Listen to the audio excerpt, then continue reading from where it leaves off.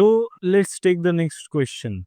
So in the next question, they have been asked, a 45 years old female presents with 4.5 into 3 centimeter irregular mass, right?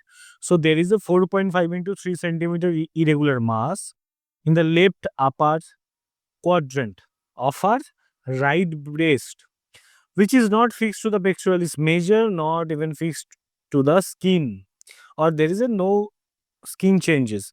Additionally, there is a 2 centimeter into 1.5 centimeter lymph node is palpable, typical in the right axilla. Now, there is no mass that detected in the opposite breast. What would be the most appropriate diagnostic investigation to confirm the diagnosis?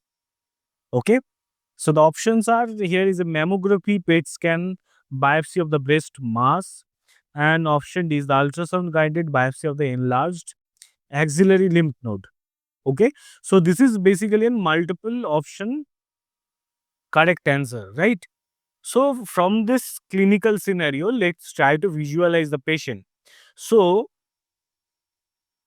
this is the right breast and this is the left breast, right? So, this is the left and this is the right. So, we divide the breast tissue, each breast into 4 clinical quadrants, right? And this is the nipple areola complex. Apart from that, this is the right axilla and this is the left axilla. Okay. So, the patient basically comes to us with a right breast lesion, right? So, there is a right breast lesion which is 4.5 into 3 centimeter irregular mass in the left upper quadrant. So, this is your left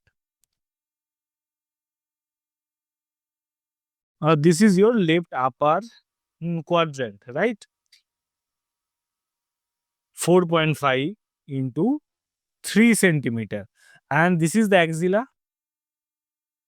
And in this axilla, there is a 2 into 1.5 centimeter palpable lymph node has been found. So there is a no skin changes, no chest wall involvement. Now from this information, let's try to get the TNM staging done in this patient. Okay. So your TNM staging would be, so your T1 is the tumor that has been there with a less than 2 centimeter size. Your T2 is 2 to 5 centimeter size tumor, and more than 5 centimeter tumor is T3, and T4 basically divided into ABC. And the A is basically there is a skin changes, there is a chest wall involvement, and there is a both chest wall and the skin involvement, and there is inflammatory a breast cancer, which is eventually subdivided into 4 subdivision in the T4, right? So in this case, the patient comes to you with a 4.5 centimeter, which is the highest dimension. So that is your T2, right? So this is the T2 of the TNF staging of this patient. This is the T2 with the ipsilateral axillary lymph node. Okay, and this is the single axillary lymph node. So that's why the in staging is also N1 and T2, and obviously there is a no metastatic evidence has been there. So that will eventually gives us a M0, and the stage being stage 2B, T2, N1 and M0. Okay. Now let's try to understand. So they are basically asking about the diagnosis or approach in case of breast cancer patient. So as we know, we have the triple assessment in case of breast cancer patient. So in the triple assessment, what are the components we have? Does anybody have any idea? Yes, yes, yes. So in the triple assessment, we have the clinical assessment and the history. In the second arm, we have the radiological investigation, and in the third arm, we have the histopathological or the tissue specimen, right? So obviously in the tissue specimen, we have the fine needle uh, aspiration cytology, and we have the core needle biopsy. So your core needle biopsy is basically helps us to get the tissue sample, where we can also able to diagnose the molecular classification as well, like the ER, PR and the HER2/neu receptor expression that can also be detected in that case. So this is your tissue biopsy. Apart from that, we have the radiological investigation. So in the radiological investigation, what are the main investigation we have? We have the mammography, right? So the utilization or the utility of the mammography basically starts from 40 or 45. Some says 40 and some says 45, right? So it basically starts from 40 to 45 years of age. Why? Because after the 40 to 45 years of age, most of the cases, normal breast tissue that has been replaced by the fat lobules. Now, these fat lobules, while doing the mammography, they eventually absorb less amount of the radiation. So, as a result of that, as a result of less amount of the radiation absorbed, they will eventually gives us a contrasting background. So, that will eventually helps us to detect any abnormal pathology or any abnormal lesion with a dark background in that case, which is not eventually present in case of dense breast in case of younger age group, right? So that's why in case of younger age group, our ultrasound is pretty much helpful. Okay. And obviously, apart from that, we have the another limb, that is your clinical examination and your history taking. Now, regarding the mammography, this is your first line management or the first line imaging of the breast lesion, as I have already mentioned. Obviously, there is a localization of the mass areas involved that is also can be done in case of a mammography. And the one thing, obviously, the both, uh, which is eventually the advantage of the both mammography and the USG, they are basically helps us to get the guided biopsy in that case. Now, your core needle biopsy, as I have mentioned, it basically confirms the malignancy, which is essential for the treatment planning as well. But apart from that, it will eventually gives us the idea of the tumor grading, and the molecular classification also could be assessed by simply getting the receptor testing. Now, obviously, your ultrasound guided a biopsy of the axillary lymph node, that is pretty much important. So if you are able to find a patient with a some mass in the breast, and that mass being diagnosed as a breast cancer, so obviously in that case, if you are able to find some axillary lymph node, palpable enlarged axillary lymph node, that may be supposed to be related to that primary breast tissue lesion, right? So for that case, we do need to go for the USG guided biopsy.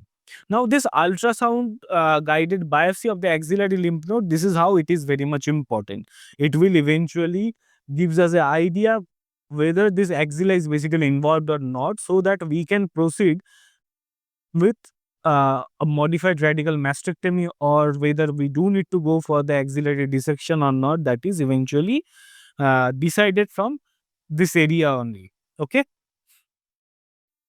So now let's try to understand the TNM staging. Try to recapitulate a little bit regarding the TNM staging. As we have already mentioned, your T1 is basically less than 2 centimeter size lesion. Your T2 is basically 2 to 5 centimeter lesion. T5, sorry, T3, that is more than 5 centimeter lesion, and your T4, that is extension to the skin, extension to the chest wall, or extension to both, or it could be inflammatory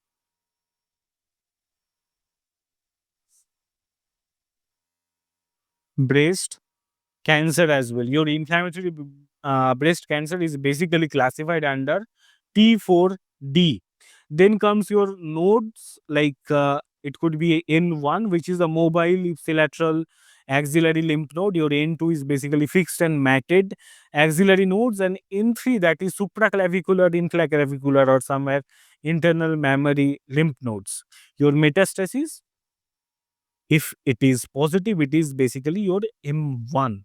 So this is your TNM classification in a nutshell. It's a summary of the TNM classification. Everyone is supposed to remember this.